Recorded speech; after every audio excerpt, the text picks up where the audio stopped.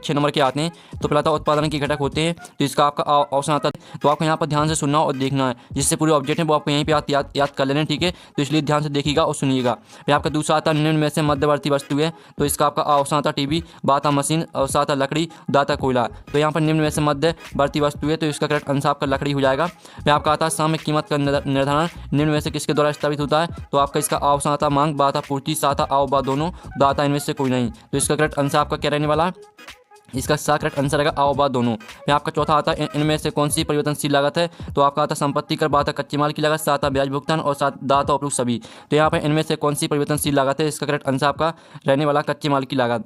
फिर आपका आता है जब कुल उपयोगिता अधिकतम होती है तब सीमांत उपयोगिता ऋणात्मक होती है, धनात्मक होती है, शून्य होती है, उपयुक्त सभी। तो यहाँ पर जब कुल उपयोगिता अधिकतम होती है तब सीमांत उपयोगिता शून्य होती है, ठीक है, शून्य होती है, आपका करेक्ट आंसर रहने वाला है। फिर आपका 6वां आता अर्थव्यवस्था में क्षेत्र होते हैं, तो इसका आपका ऑप्शन आता 2, बाता 3 और सात आपका 4 और दाता इनमें से कोई नहीं। तो यहाँ पर अर्थव्यवस्था में क्षेत्र होते हैं 3, तो 3 आपका राइट आंसर रहने वाला, ठीक है। तो इस तरह से आपके सही विकल्प कंप्लीट हो जाते हैं। अब प्रश्न 2 आता है रिक्त स्थान की पूर्ति कीजिए, आपके 6 नंबर के आते हैं। तो पहला आता पूर्ति की कीमत लोच डॉट प्रकार की होती है, तो यहाँ पूर्ति की कीमत लोच 5 प्रकार की होती है। तो आपका पहले का आंसर आपका क्या रहेगा, पहले का आंसर आपका 5 हो जाएगा।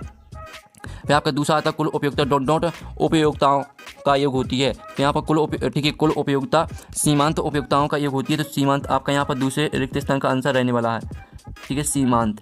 फिर आपका जो यहाँ पर तीसरा आता है उपहार डॉट आय है, तो यहाँ पर उपहार राष्ट्रीय आय है, ठीक है। तो राष्ट्रीय आपका तीसरे रिक्त स्थान का आंसर हो जाएगा, ठीक है, राष्ट्रीय। फिर आपका यहाँ पर चौथा आता है औसत आगम डॉट के बराबर होता है, तो यहाँ पर औसत आगम सीमांत आगम के बराबर होता है। तो सीमांत आगम आपका इसका आंसर रहने वाला है, ठीक है। तो आपको यहाँ पर अच्छी तरह से याद कर लेना सीमांत आगम।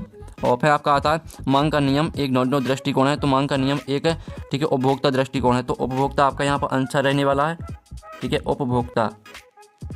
और साथ ही आप यहाँ पर देख लीजिए। फिर 6वां आता है जो आपका यहाँ पर 6वां आता है पूर्ति एक डॉट अवधारणा है, तो यहाँ पूर्ति एक आर्थिक है, ठीक है, आर्थिक व व्यावसायिक अवधारणा है। तो आर्थिक व व्यावसायिक आपका इसका आंसर रहने वाला है। तो आपको यहाँ पर अच्छी तरह से याद कर लेना, जिससे आप यहाँ पर अच्छे अंक ला सकते हैं।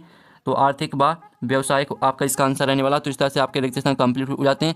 आप प्रश्न 3 आता है सत्ता सत का चयन करके लिखिए, आपके 6 नंबर के आते हैं। तो पहला आता सीमांत उपयुक्त ऋणात्मक भी हो सकती है, तो पहला आपका यहाँ पर सत्य हो जाएगा। फिर जो आपका यहाँ पर दूसरा आता है सूक्ष्म अध्ययन समष्टि अर्थशास्त्र से संबंधित है, तो ये आपका यहाँ पर असत्य रहने वाला है।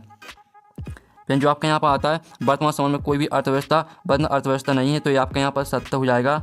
और साथ ही आप यहाँ पर देख लीजिए बाजार मूल्य काल्पनिक होता है, तो ये आपका असत्य रहने वाला है, ठीक है। तो इस तरह से आपके यहाँ पर सत्य हम करा रहे हैं, ठीक है। 5वां आता है यदि कुल आगम स्तर है तो औसत आगम भी स्थिर होगा, तो 5वां आपका असत्य हो जाएगा, ठीक है। तो आप यहाँ पर याद करते जाइए। और साथ ही 6वां आता भारत में मिश्रित आर्थिक प्रणाली को अपनाया गया, तो ये आपका यहाँ पर सत्य रहने वाला है। तो इस तरह से आपके सत्य भी कंप्लीट हो जाते हैं, आपने अच्छे से याद कर लिए होंगे। अब चलिए आपके यहाँ पर देख लेते हैं सही जोड़ी, ठीक है। आपके यहाँ पर 7 नंबर की आती है सही जोड़ी, जो कि आपका प्रश्न 4 है, ठीक है। तो पहला आपके जो यहाँ पर आती है उत्पादन की तकनीक की समस्या, तो इसको आपको यहाँ पर मैच करना है, क्या उत्पादन किया जाए। फिर दूसरी आती है मांग में वृद्धि, तो मांग में वृद्धि को आपको यहाँ पर अधिक सामान्य लाभ से मैच करना है। और जो तीसरी आती है भवन का किराया, ठीक है, भवन का किराया आपको यहाँ पर स्थिर लागत से मैच करना है। और जो चौथी आती है कुल उत्पादन, तो कुल उत्पादन को आपको परिवर्तनशील लागत साधन से मैच करना है। और 5वीं आती है श्रम को आपको मैच करना है मांग तंग में दाहिनी और परिवर्तन, ये आपकी 5वीं। और 6वीं आती है टीयर बड़ा है टीसी, तो इसको मैच करना है आपको यहाँ पर लाभ में कमी से। और जो आपकी 7वीं आती है उत्पादन लागत में वृद्धि, तो इसको आपको कुल उत्पादन का योग से मैच करना है, तो ये आपकी 7वीं हो जाएगी। तो इस तरह से आपकी सही जोड़ी यहाँ पर कंप्लीट हो जाती हैं। और साथ ही हमने यहाँ पर देख लीजिए, हमने यहाँ पर नंबर लिख दिए कौन में कौन सी मैच करनी है, तो आप देख सकते हैं। अब चलिए प्रश्न 5 आता है एक शब्द वाक्य में उत्तर दीजिए, आपके 7 नंबर के आते हैं। तो पहला आता है साधनों की मांग किस प्रकार की मांग होती है, तो इस यहाँ पर साधनों की मांग व्युत्पन्न मांग प्रकार की होती है, तो आपका व्युत्पन्न यहाँ पर आंसर रहने वाला है, ठीक है, व्युत्पन्न मांग। और जो आपका आता है उत्पादन फलन कितने प्रकार का होता है, तो यहाँ पर उत्पादन फलन 2 प्रकार का होता है। फिर आपका आता है शाखा का निर्माण कौन करता है, तो यहाँ पर शाखा का निर्माण करता है, ठीक है, व्यापारिक बैंक। तो व्यापारिक बैंक आपका इसका आंसर रहने वाला है, व्यापारिक बैंक। और जो आपके यहाँ पर दिया गया है रिजर्व बैंक किस प्रणाली के आधार पर नोट निर्गमित करता है, तो इसका आंसर जो आपका रहेगा, ठीक है, जो आपके यहाँ पर दिया गया है रिजर्व बैंक किस प्रणाली के आधार पर नोट निर्गमित करता है। तो स्टूडेंट आपका यहाँ पर इसका जो आंसर रहेगा चौथे का आंसर रहेगा नियत न्यूनतम आरक्षण प्रणाली के अंतर्गत, ठीक है। आप इसका आंसर सुन लीजिए अच्छी तरह से, नियत न्यूनतम आरक्षण प्रणाली के अंतर्गत। फिर आपका 5वां आता सीमांत लागत वक्र अंग्रेजी के किस अक्षर के सामने होता है, तो इसका आंसर रहेगा यू अक्षर, ठीक है, यू अक्षर इसका आंसर रहने वाला है। फिर आपका आता बजट रेखा क्या है, तो बजट रेखा का आंसर रहेगा बजट रेखा दो वस्तुओं के सहयोग को दर्शाती है। ठीक है, आपका आंसर रहेगा। साथ में आता निम्न कोटि की वस्तुओं के अर्थ है, तो साथ में एक आंसर आपको खुद करना है। फिर आपका आता 6वां अर्थव्यवस्था का अर्थ लिखिए और इसका जो अथवा आता कुल उपयोगिता किसे कहते हैं। तो स्टूडेंट आप यहाँ पर देख लीजिए, ये आपका अर्थव्यवस्था का अर्थ किसी देश के आर्थिक विकास से संबंधित प्रक्रिया को अर्थव्यवस्था कहते हैं, जिसके परिणामस्वरूप देश के उत्पत्ति के समस्त साधनों का कुशलतापूर्वक वितरण होता है। राष्ट्रीय आय एवं प्रति व्यक्ति आय में निरंतर एवं दीर्घकालीन वृद्धि होती है तथा जनता जनता की जीवन स्तर और सामान्य कल्याण का सूचकांक बढ़ता है। इस तरह से आपका 6वें का उत्तर रहेगा।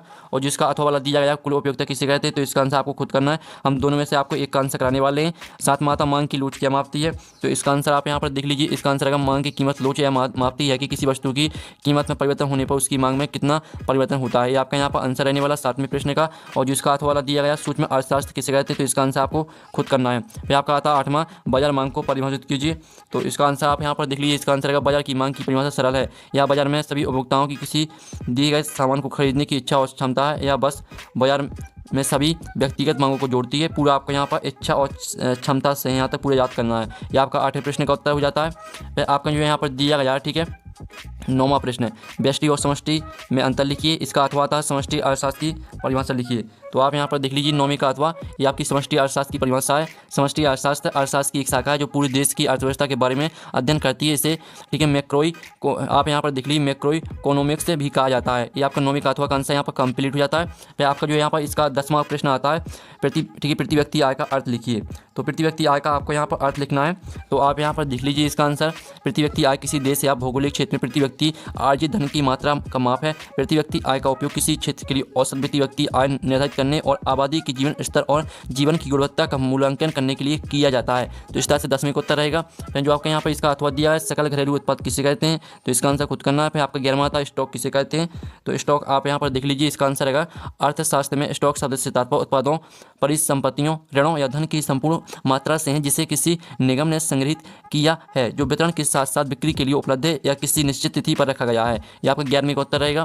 फिर जो आपका यहाँ पर इसका अथवा दिया है मुद्रा का अर्थ समझाइए, तो इसका आंसर आपको खुद करना है। फिर आपका 12वां था केंद्रीय बैंक किसे कहते हैं, तो आप यहाँ पर देख लीजिए आपका केंद्रीय बैंक एक सार्वजनिक संस्था है जो किसी देश या देशों के समूह की मुद्रा का प्रबंधन करती है और मुद्रा आपूर्ति को नियंत्रित करती है। शाब्दिक रूप से प्रचलन में धन की मात्रा कई केंद्रीय बैंकों का मुख्य उद्देश्य मूल्य स्थिरता है। इस तरह से 12वें का उत्तर हो जाता है आपका कंप्लीट। और जो आपका इस 12वें का अथवा वाला दिया गया है, ठीक है, वस्तु विनिमय किसे कहते हैं, तो इसका आंसर आपको खुद करना है। फिर आपका 13वां था पूर्ण रोजगार और अपूर्ण रोजगार संतुलन में अंतर लिखिए। फिर जो इसका अथवा दिया गया समग्र पूर्ति को स्पष्ट कीजिए। तो आप 13वें का अथवा का आंसर देख लीजिए। ये आपका समग्र पूर्ति का मतलब यानी अर्थ लिखना था आपको, तो मतलब वो अर्थ एक ही चीज़ है, तो पूरा आपको याद कर लेना, ठीक है। स्क्रीनशॉट आप ले लीजिए। फिर जो आपके यहाँ पर 14वां प्रश्न देख लेते हैं। तो 14वां प्रश्न आता पूर्ति का नियम समझाइए अथवा आता उपयुक्त, ठीक है, उपयोगिता की परिभाषा लिखिए। तो जो आपका यहाँ पर अथवा वाला दिया गया उपयोगिता की परिभाषा लिखिए। तो आप यहाँ पर देख लीजिए अर्थशास्त्र में उपयोगिता एक शब्द है जिसका उपयोग किसी वस्तु या सेवा के मूल्य या मूल्य को निर्धारित करने के लिए किया जाता है। अधिक विशेष रूप से उपयोगिता किसी वस्तु या सेवा के उपभोग से प्राप्त होने वाली कुल संतुष्टि या लाभ है। ठीक है, आपका 14वें का अथवा का आंसर यहाँ पर कंप्लीट हो जाता है। फिर जो आपके यहाँ पर दिया गया, ठीक है, 15वां उदासीनता वाक्य नकारात्मक ढाल क्यों बनाते हैं अथवा आता उपभोक्ता के बजट समूह से आपके समझते हैं। तो 15वें का आंसर देख लीजिए। ये आपका यहाँ पर दिया गया, ठीक है, 15वें प्रश्न का उत्तर। तो पूरा आपको यहाँ पर याद कर लेना, अच्छे से पढ़ लीजिएगा और याद कर लीजिएगा। और साथ ही आप यहाँ पर देख लीजिए जो आपके यहाँ पर दिया गया 16वां, ठीक है, 16वां आपका आता है केंद्रीकृत योजना बंद अर्थव्यवस्था एवं बाजार अर्थव्यवस्था में अंतर लिखिए अथवा आता पैमाने के प्रतिफल को परिभाषित कीजिए।